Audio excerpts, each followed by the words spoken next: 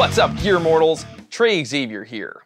On today's edition of Gear Gods Quality Control, we're going to be taking a look at the Orange Rocker 32 2x10 guitar combo amp and the Kongpressor pedal.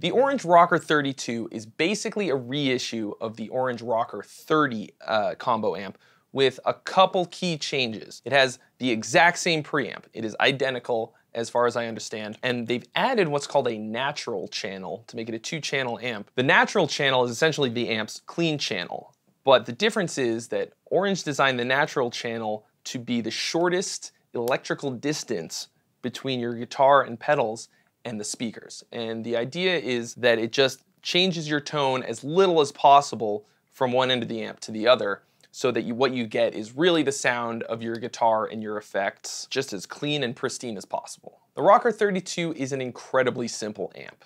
It's only 2 channels, the natural channel and the dirty channel. And the natural channel only has 1 knob, and that's just a volume knob. The dirty channel has gain, a 3-band EQ, and the volume, and that's it. This makes the Rocker 32 a great platform for pedals, including the Kongpressor, which we're going to be taking a look at in a minute here. To that end, Orange has added a stereo effects loop in the back of the amp, which is something that you really don't see very often in a combo amp. This is an incredibly handy feature if you like to run stereo effects, such as reverb or delay, but you don't want to haul around 2 amps. It also features a half power switch for low wattage jamming. And now onto the Kongpressor pedal. So this is of course a compressor pedal, in case you couldn't tell from the name. We've got 5 controls on the face of this. There's a release and attack, of course, it's a compressor, you need those.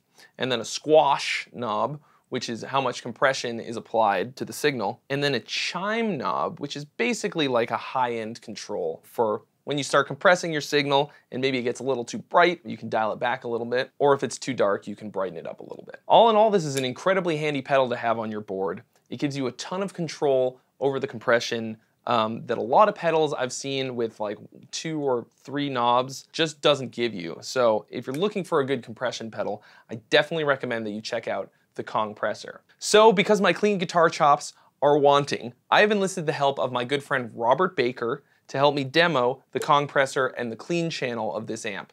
So have a listen.